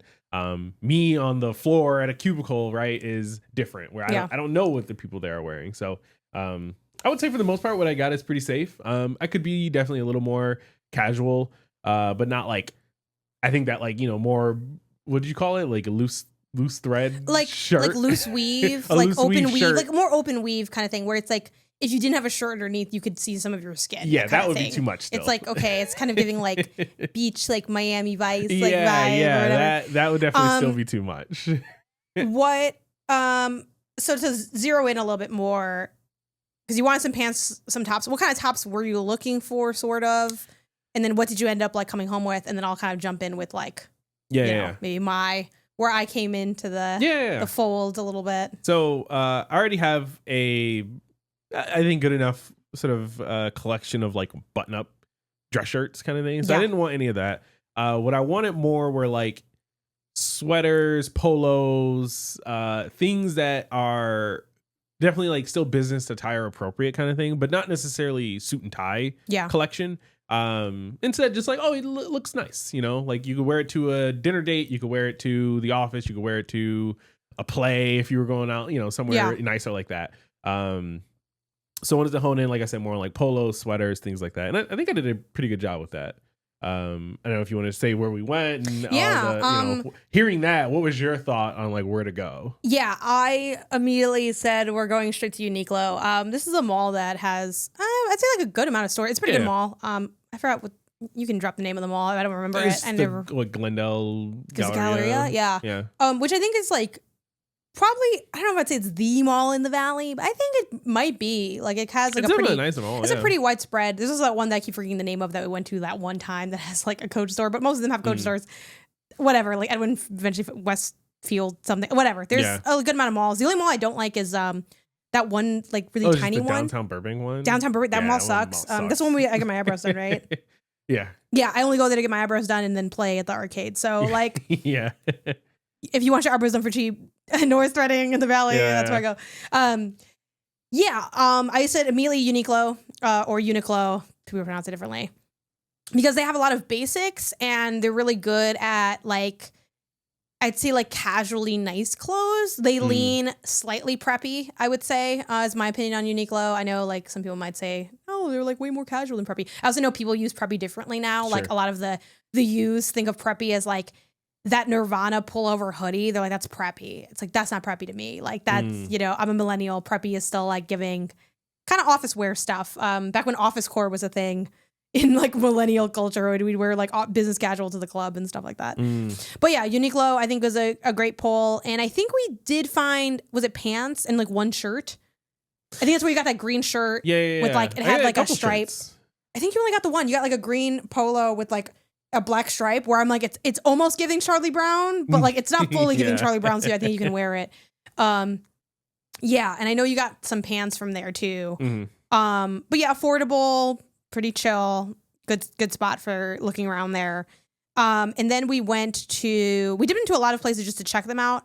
I did check out Hollister and like Abercrombie, because those stores have definitely had a resurgence. Like they sort of rebranded away from being like, I don't know, full like hipster beach boy, and now they're a little bit more like, again, kind of like casual, like light prep, like you might for work stuff, you might find one or two things. They do lean more casual though, and we quickly realized that like nothing there would work. I was also working against like your own, you know, like taste, obviously, which is not a bad thing. Like that's good. Like the last thing you want, like the worst thing you can be, I think, in this life is just like having no opinion. Like that's not helpful. I think a lot of people will go into, well, I don't know, like babe, just dress me in whatever. And like, and I think that's also where a lot of people's clothing disdain comes from. I think is from an unwillingness to pick up your feet. Like everyone has a style. Like I know that you're like, oh, my style is kind of basic. It still is a style. And there are like flavors to go to it, or like, you know, I'd say comfort is another like kind of station C to your style. Like you like to be comfortable. You're not going to be like someone who's going to say, this shirt looks so good, I don't care that it's itchy or whatever. Like that's not you. That's never going to be you. So we should just throw all that out the window. And that's good. Like process, like having things you definitely hate and things you definitely like is how you can like zero in on what we're shopping for. Sure. So like, and I don't have a problem with that. It doesn't matter that like, I think this looks really nice on you. If you don't like it, you shouldn't get it, because that's also how you start to form a negative relationship with clothes. Like letting someone else dress you and saying, I don't have any opinion. That's how you're going to end up being like, well, I don't know, when I have to look nice, I have to wear stuff that I hate. And that's why I hate clothes. So I wanted to make sure it's like stuff that you like, stuff that you want to wear, stuff that you're excited to wear. And for me, I had the also like bonus thing of I'm of the mind that you should not buy clothes that you would literally only wear to an office. I think if you can, you should find stuff that like you kind of like a little bit, where like maybe you would wear it again, like on the dinner date or on a I don't know, I'm trying to think of something where it's like you have like maybe a professional meetup and you want, or a convention that is for like your industry, because obviously like gaming conventions lean a lot more casual, but like a time where you want to look a little nicer, you have something to wear, and letting that, even if it is still only relegated to like those things, having it be like more than like, I literally only wear it because like I hate it and it's not me. I think you should find your style within like the confines of being businessy. So we also went to like, I did an Old Navy, again, same deal. Like, oh man, they have some nice shirts. We quickly found out that you hate shirts that, can you describe the shirt that you hate? It's like a certain style. It's kind of like, you call them bowling shirts. Oh, yeah. I mean, that's kind of, I think that's what they're called, right? It's like, I don't think they labeled them that, but a boxy polo, striped shirt that looks very bowler-esque. It looks almost referee-like. Like it's a style, it's an aesthetic that I just don't like.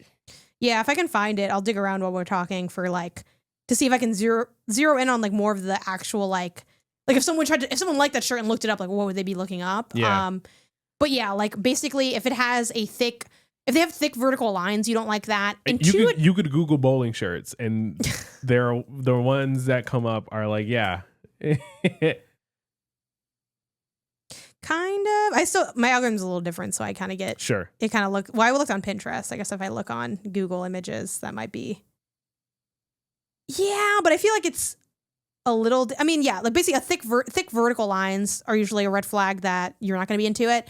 And then to a degree, not all, but a shirt that has like a crochet kind of weave to it. I think you see those as grandpa shirts, but not all of them. There are some that you like the one, it's not full crochet weave. It's like a thicker, it's a less holy weave. Mm-hmm. The shirt that I pulled from you like a million years ago, that white shirt that you ended up wearing on our engagement photos, and the day you wore it, you said, actually, I like this shirt. Yeah, I know. It looks good. It looks good. I liked it when I got it. I mean, I know, but then you never wore it. And I think that's the other thing too. Like I think part of, it just depends on what you want, right? Like I know there was, you sort of had like a soft fashion existential crisis approaching our like engagement shoot where you're like, I don't have any, I'm pulling in my closet and like, I don't have anything that like fits this, like I want to look a little nicer thing. And that's the thing too, where it's like, sometimes you just need, even if it's not like your everyday, there is like needs and use cases for certain types of items. So then I think the goal should be like, have those items, but have them in your style. So you're excited to wear them, but you also have like, you know, you want to fill some of those gaps in your wardrobe. And I think, and that's what was exciting about this, where it's like, again, we're only going to be engaged this one time, but like anytime, you know, we do a photo shoot together, you'll have clothes that you want to wear at the ready that are like nicer clothes. But yeah, those were your no's, those types of shirts. And then again, too casual. We had a lot of success at Guess, the clothing store Guess, which I was not shocked by, because the other challenge that I kind of had is like, I know clothes more from the women's side because I usually am wearing women's clothes. Like that's most of my clothes are women's clothes. I have a couple unisex pieces and maybe like a few men's pieces technically with like jerseys and stuff. But like, I usually know clothes more from like the women's side. So I'm like, okay, I know Guess has nice clothes because I bought one of my Game Awards dresses from that. Not really sure what the men's side. The men's side I thought was really good. I thought it was way stronger than the women's side actually at Guess. And it was just a general Guess. It wasn't even like a men's Guess. But they had a lot of what you were looking for of these on the, if you watch the video version on YouTube, you can see I have one of your Guess shirts that I think this is like your best shirt that you got in terms of like. And it's very basic. It's very simple. Yeah, but it's like it's nice. You know, it's like a dark blue, like polo, thick weave, little bit of like a trim on the shoulder, which that's also something I was looking for too. What's stuff that's like basic, but it has like a little edge where it's like, oh, this is more than just like, you can pull this from anywhere. And I feel like this having like a black and white trim on the shoulders, a little black and white detail on the collar. It's like, yeah, this is nice and it's visually interesting. To me, at least. Obviously it's debatable. Someone would be like, this looks like anything else. I'm like, to the untrained eye, it looks like anything else. Well, see, it's funny because I honestly probably would prefer if it didn't have the white trim stuff. Like I'd rather the simpler, more solid color stuff. Like I don't like the trim, the frills and everything. I'd rather basic solid. Like my favorite sweaters are the one is one that's all black. Yeah. It's nice, it's soft, it's a little stretchy, it's form fitting, whatever, fine. And then there's I liked it so much. I also wanted the blue one that is the same exact thing. And then you came home the other day and you're like, I want like 9 of these. Yeah, which I do. I don't think that's bad to have 9 of the same shirt, but I did present to you and I present to you again, present to the audience. Imagine falling in love again with another piece of clothing. Like that feeling you have of like, oh my God, I want 1 million of these. Sure, you can get a couple more of them. There's nothing wrong with having the same thing, especially for work where it's like, oh, same shirt, different whatever. Like I actually just ordered, again, like this black tank top I have. I'm like, I wear this all the time. I'm going to order another one because it's useful. Nothing wrong with that. But that can happen again. And I think that's something that like people that don't shop a lot lose sight of that reality. That like you can have a wider spread of excitement if you put in the time and the work. You can, but I think what you're missing is I'm getting that excitement by getting the same thing just in different colors. You are, but the thing is like that inherently has a limitation. No, it doesn't. That's the thing. It does not. You give me that same sweater in red and yellow and green. I'm excited. But it is still the same shirt. Yeah. Which is like great. I love it. And it's a new color. If you want multiple kinds of shirts though. Because the reality I don't want multiple kinds of shirts. I just want multiple shirts. They don't need to be different kinds. That's the thing. Sure, but I guess like I guess you're saying, well, why do I need to look? I already found something I like. But what happens when they stop making that shirt? I find a new thing to latch onto, and then I get you need more. I think by exploring and being open, the amount of love you have for that one individual shirt can happen again with another piece and can introduce you to maybe like having new things to like pull on and it builds your knowledge of knowing what do you like.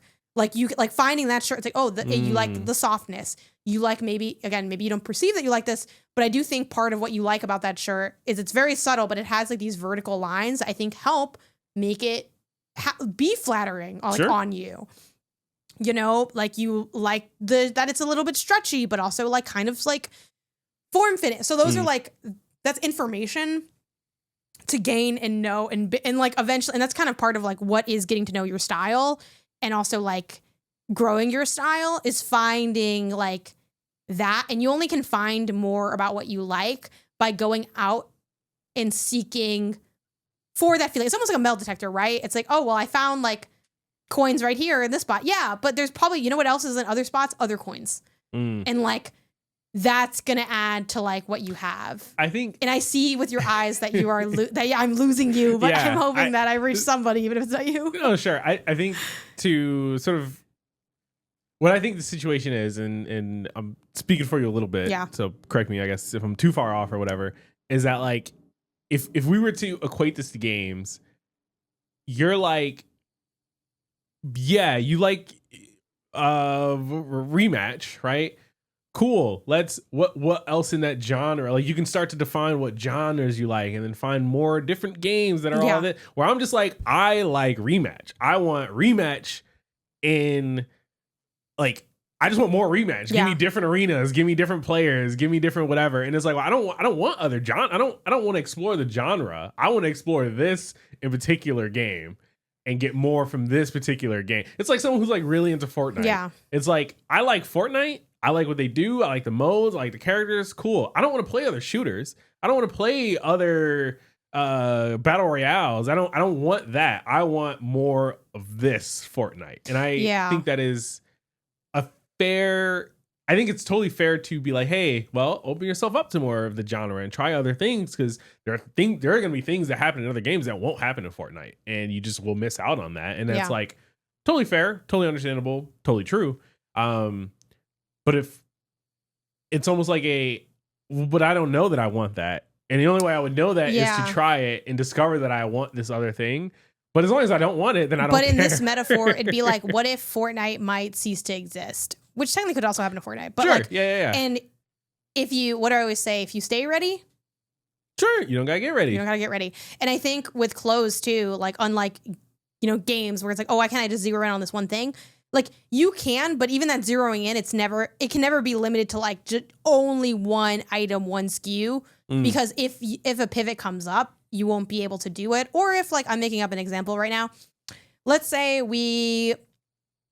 even like something that could happen, right? You talk about wanting to go on a cruise. And I'm not saying that I am not a believer that you need to buy a whole new wardrobe for every life event. I actually think that's probably a really bad way to go and a good way to build up a lot of debt. And also like, I think part of why people get dissatisfied with their wardrobe and feel the need to like go out and seek is because you do have gaps. And instead of addressing more holistic gaps, you're like planning for an event, which is a little limiting. And I'm a victim to this too. I mean, the dress I bought when we were out is like, I'm one that I plan to wear to your friend's wedding because I don't have any dresses, and I rented some and I didn't like the ones that I rented. They didn't fit right. But part of why I don't have those pieces ready is because I don't have those pieces in my closet. So like, I don't have something that, oh yeah, this is the dress that I've worn to like our nice dinner date, you know, like, like kind of thing at the ready to pull in. And yeah, and back to the multiple thing. I mean, I really like the dress that I got. I don't know if I would buy it because it's not like, you know, super cheap or anything, but the other dress I tried on that was the same dress in a different print. It was like the pink one. It's like, I could see myself buying that. And it is literally the same dress again. And it's like, yeah, like cool. But I can't sustain off that alone probably, or it'd be a lot more challenging and a lot less versatile. So like, you know, if we're going to go on like a cruise, you can't just wear that one shirt you like. You're going to probably be hot in that because it's like not going to work. Like, sure. I think with clothing too, like one thing doesn't usually work for everything because clothes are subject to weather and event and all these other things that like, if you only played one game, like you won't, the only negative impact you'll have is that like, you're just kind of limiting your video game experiences. Sure. But like, there's no sociological consequence for that. It's just like, oh yeah, I mean, I guess you can talk to people less about games, but it's not that deep, right? And I think so I think when it comes to style, like you definitely can limit in terms of style or, you know, maybe even like brand or whatever, but like you can't sustain off like a singular piece. Now granted, again, in this example, like with work clothes, you kind of can't. I mean, even now, if you didn't buy any more work clothes, you'd probably be fine. But like the better you get at like looking and finding and seeking and knowing, like the easier it is for you to either find stuff on your own or even just like build my own understanding through you, where like a lot of the stuff that like, if not everything, like I'd say like at least 50 to maybe like 60% of the stuff that you picked, that you bought is stuff that I pulled. You also pulled some stuff on your own. It's not like you would be like, if I was, oh, I'm not going with you, you would have found stuff. Yeah. But I think you came out stronger. We're stronger together than we are alone. I think in finding you stuff. But that's because I know your stuff, like what you're into. I know that from observation, but I also know it from stuff that you like can report to and speak on. So yeah, but you're welcome to buy that shirt a couple other times and that'll work out. And also sometimes you'll be surprised. Sometimes it doesn't work. Like I've had times where I'm like, I like this, like the tank top that I'm wearing today. I'm like, oh, I bought this again in purple. Didn't like it in purple. Didn't work in purple. It was more see-through in purple. Like sometimes you'll be surprised by, or like these pants. I bought these again in tan because I love these pants so much. Hated them in tan. Thought they looked really ugly. Didn't like how they looked. Didn't work out. I would think they're the same pants, but in different color. Isn't that better? Sometimes it's not. Like sometimes these Levi parachute pants, I only like them in black. They only work for me in black. Oh well. Like the only thing I can do is I can just buy them again in black just so I have more of them, which I honestly might do because I do really like them. But like also one day Levi's gonna stop making these, and then what happens then? You just find the next thing that fills that gap. Yeah, but I have to find it. Sure. And like kind of, you know, constantly having like a light drip feed of stuff is also how you like maintain pace with your own like life circumstance and personal style, which is always changing. And I think that's why a lot of times, you know, you run into this new like moment in life and then you're like, damn, I don't have like anything for this, which is like, again, not a bad thing. Like it's fine to go out and shop for like these new things, or like, you know, there's a reason that like, honestly, what I think I need to bring back in my life is back to school shopping. Like I used to love like doing back to school shopping as a kid. And I don't have a back to school shopping for my adult life anymore. Like sometimes I do shop. Like when I shop, it's kind of like sporadic, but I need like a, and I'm thinking about honestly trying to make my birthday maybe a version of that, of like, what if I just saved up some money?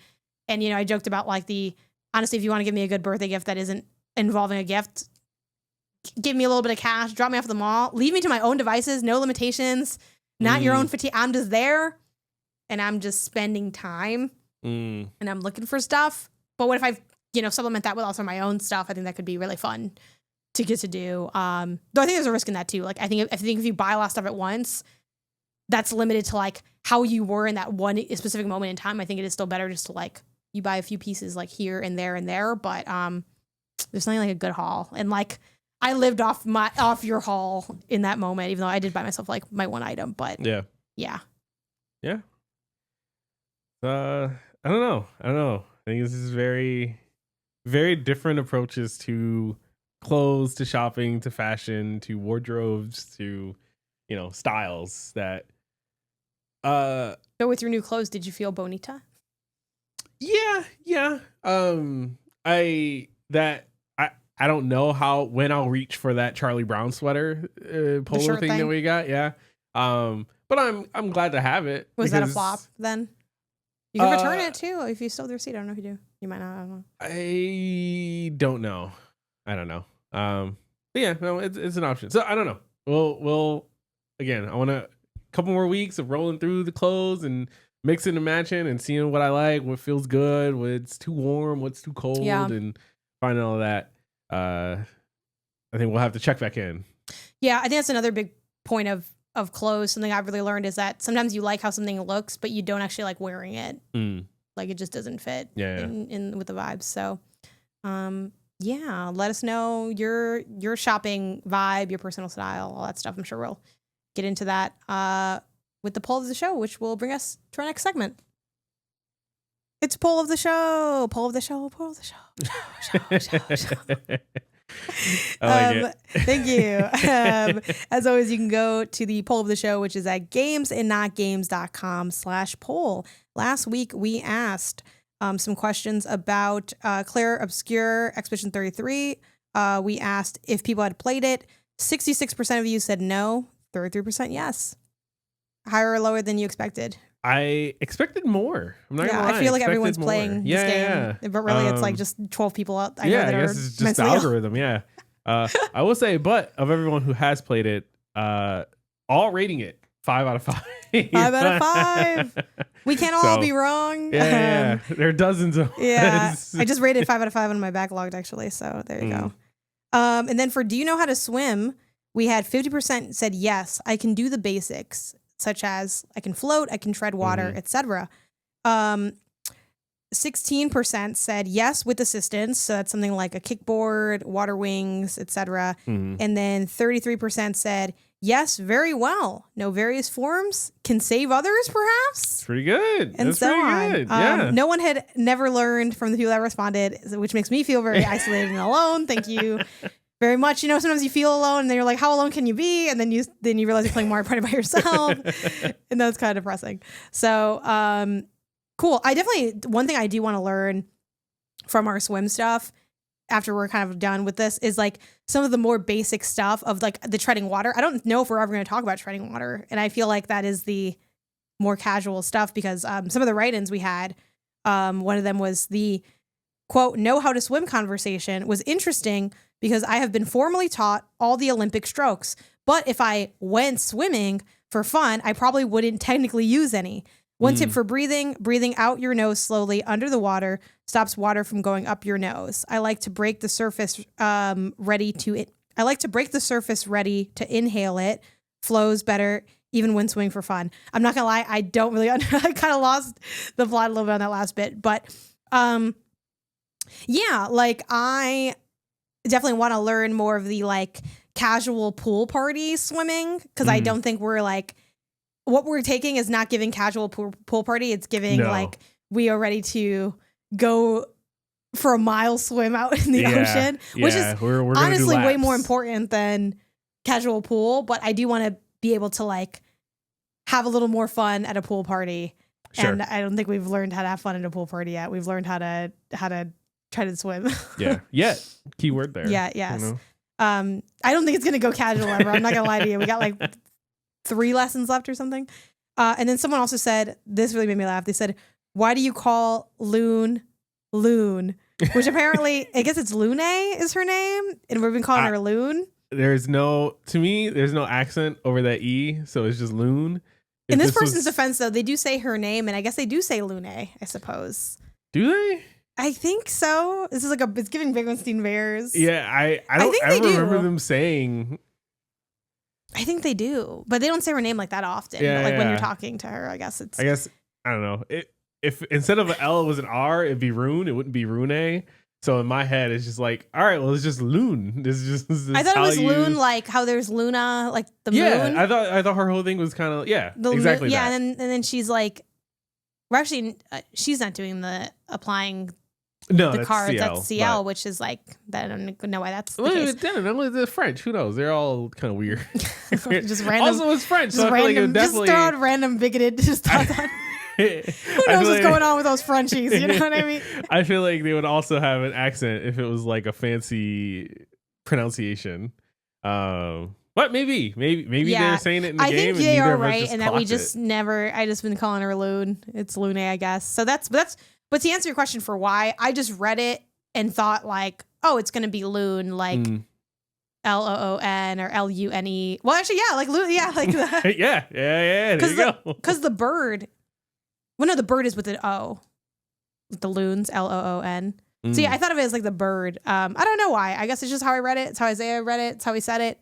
But yeah, my bad, girl. It's really funny. I thought that was your name.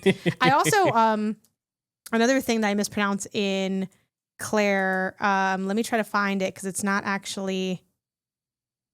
No, it is this, right? It's virtuous stance, not virtuoso. Wait, really? It's with an E at the end. Really? How do you? But is it just 2 different spellings though of it? Because virtuoso normally has an O at the end, and this one has an E. But when I Google it with an E, it says. So I think there's a move that is virtue strike.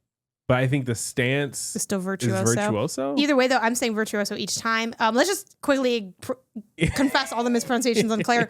Another one that I mispronounce is there's a move that you can get later called like Monsieur Bonk or something. Yeah. And I call that Monsieur Bonk. No, it is. It's just a virtuous stance. Yeah, I call it virtuoso stance. Yeah, me too. There must be something that's virtuoso. Like, 'cause we both landed on that. But also virtuous when it's with an E. I think sometimes it is pronounced virtuoso. So I'm not sure, but I've heard people say virtuous stance and not virtuoso stance. I say virtuoso. And then, the move I'm talking about, it's called I don't know if I'm saying this right. Remessieur, like Ramasseur. Remessieur Bonk. I call that Monsieur Bonk. Yeah. As in Mr. Bonk. Mr. Bonk. Monsieur Bonk. Monsieur Bonk. Yeah. And then another thing I've missaid a lot about Claire Obscura is before the game came out, I was calling it Claire Obscura. Yeah. It's not called Claire Obscura, it's Claire Obscura. I fixed that pretty early on. Another mispronunciation I have to share is there was one. I thought Sprong's name was Strong. Yeah. For a long time. Yeah. I read it and filled in a T there. I'm Yep. like, his name is Strong. It's funny because he's strong. No, his name is Sprong. Yeah. And he is strong, but his name is Sprong. I Let was us right know there in the with you. feedback form where you can write the not feedback form, but the little like Google form where we do the poll. You feel free to share out your own mispronunciations of things. And if there's none in there, then I'll just feel like even more of an idiot. Yeah, but- Everyone's like, no, we read everything correctly. No, it's the Monsieur first time. Bonk hanging out with Loon Yeah. when Mael's in the virtuoso stance, and this Fighting is Claire Obscura strong. fighting strong. Yes.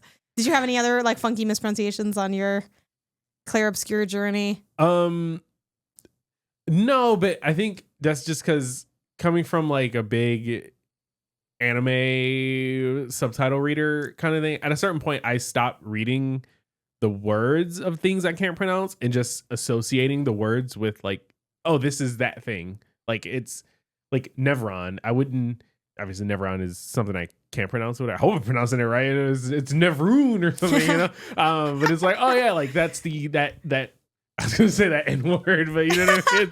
It's a different situation. No. It's the Nev word. You know, it's that Nev thing. Cool. And in my mind, then it'll just be like, oh, whenever someone says it, I'm just like, oh yeah, okay, the Nev whatevers. Cool. Yeah. That's okay. Turn. So anyway, that's poll of the show. Vote in it. I have a lot of fun seeing the analytics. So your vote goes a long way to filling up my happiness meter. Yeah. To where you can break. Yeah, exactly. My limit break or whatever. I don't know. Right. But yeah. So again, poll the show, gamesandnotgames.com/poll. There's also a link in the stuff for your convenience.